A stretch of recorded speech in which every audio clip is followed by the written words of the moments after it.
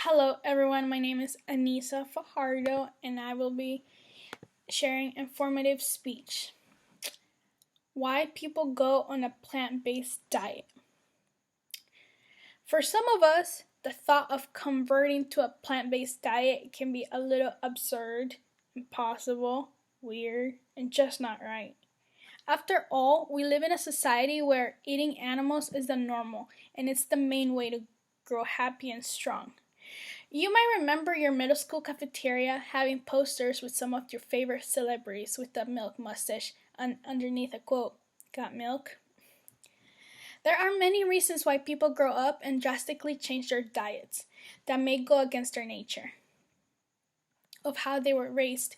Some reasons include, but are not limited to, environmental factors, animal welfare, and chronic diseases. I will share more on these three main reasons, in my opinion, and experience, as well as information on why some people decide to adapt a plant based diet. There are all kinds of diets out there.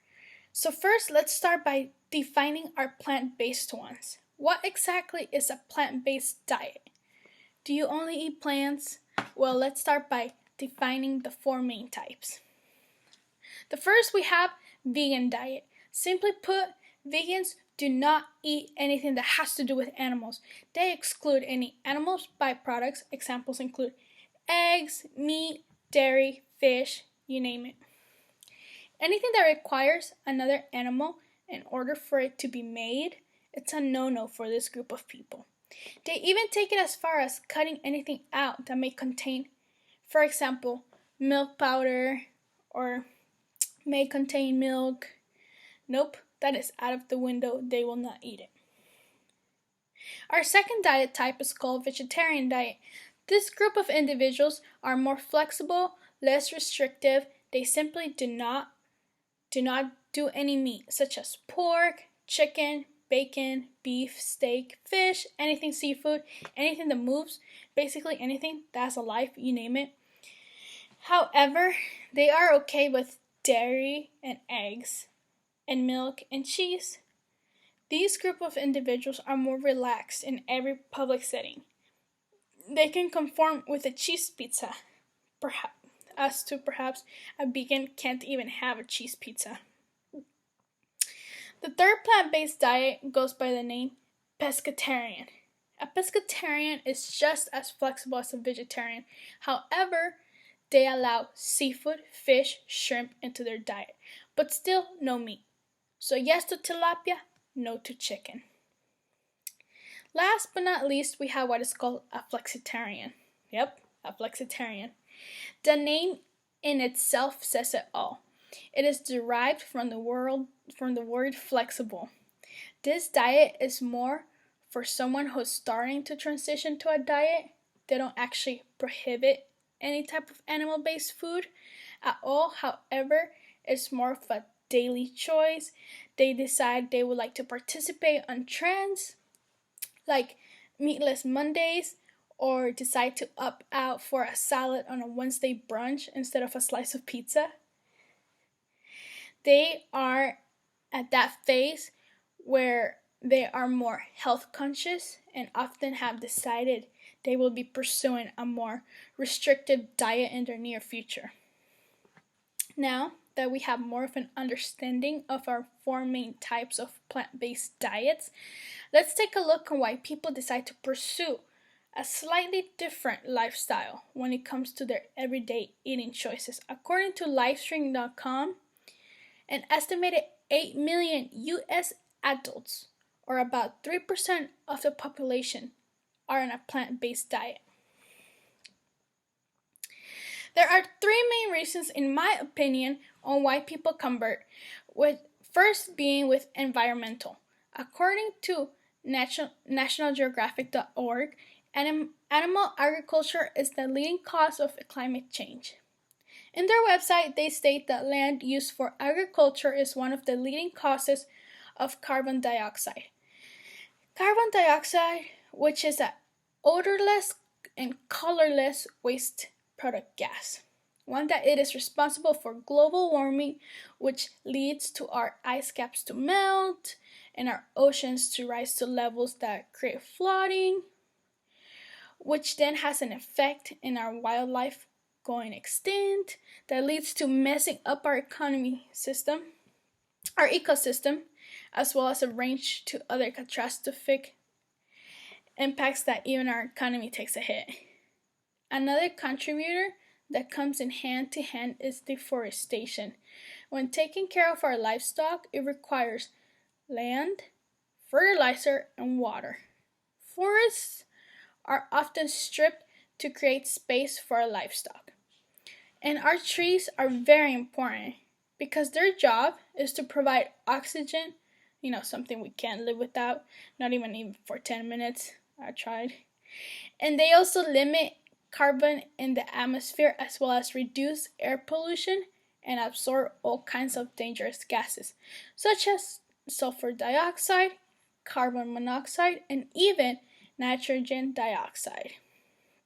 For that reason, a lot of people take into consideration our future and our planet's future, our wildlife's future, and think about their future generations to come that might not even be able to see some endangered species. For example, polar bears, because of global warming. So they decide to do their part. They like to reduce, reuse, and recycle. They cut out meat or even participate on Meatless Mondays, adopting one of our 4 diets we covered earlier. The second major reason one adopts one of the diets mentioned before is animal welfare. Research on this concept shows that animal welfare is the ethics and morals, the understanding of well-being of an animal, such as their needs and nature. Animal professionals work tremendously into shedding light when it comes to the controversies of how an animal should be treated. I say controversial because people are born with religions and different cultures, and they do not seem to agree on how to treat animals, or different animals tend to be treated differently. For example, the Chinese culture eats cats and dogs, and we eat pork and chicken, and other Mediterranean cultures don't believe in eating red meat or pork, as well as they hold elephants to a higher God-seem status. While that remains controversial, I think we can all agree whether or not you decide to eat a dog or a cow or a pig, that the animals should be treated with basic moral and ethical rights. Livestock is a billion-dollar business, therefore often seen in animal abuse, cruelty, and neglect. In an article by worldanimalprotection.org shines the light with some facts such as at least 40 billion chickens are subjected to overcrowding factory farms every year. Many have a space smaller than a square foot to live, and they will spend most of their lives sitting or lying in their own waste. A lot of animals, such as pigs on factory farms, get their teeth clipped, ears and tails cut off. Because of these reasons, people stop and think. And the ones that care about animals, they start thinking twice when it comes to handing their money to billion-dollar companies who, because are a business, can become money greedy. As long as they sell, they will keep on accelerating animal growth to keep up with the demand. But if you don't buy meat, their demand goes lower, therefore helping stump animal injustice. The third reason, which I have personally come to see more of it lately, it's not as quite of a choice of freedom, but it's simply not only to avoid chronic diseases, but also it is mandated by medical professionals. After diagnosing the individual, in a personal case of mine, one of my peers has been a vegetarian for 3 years now, due to health reasons. He was diagnosed with borderline diabetes as well as other possible life-threatening problems. He went plant-based not necessarily by choice, but by optional obligation. I have another peer who also was recently put in a more restrictive plant-based diet. She is dealing with cancer. With age, these cases seem to be popping up more and more.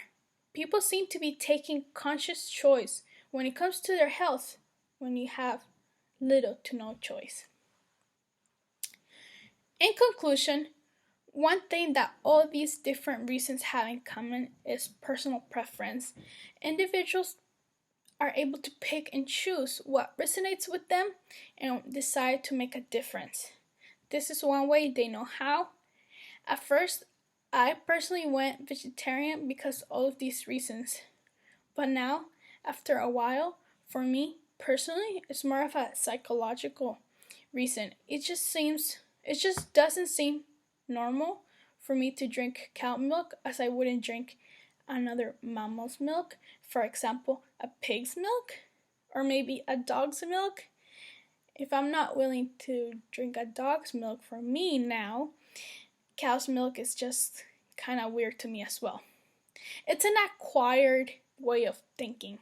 I definitely didn't grow up thinking that, but just now it's just because, like I said, I went because of those reasons earlier stated, and now it's psychological as well. For me. Cool. I've shared the top 3 reasons: environmental, animal welfare, and chronic disease. In my opinion and experience on why people choose to adapt to a plant-based lifestyle.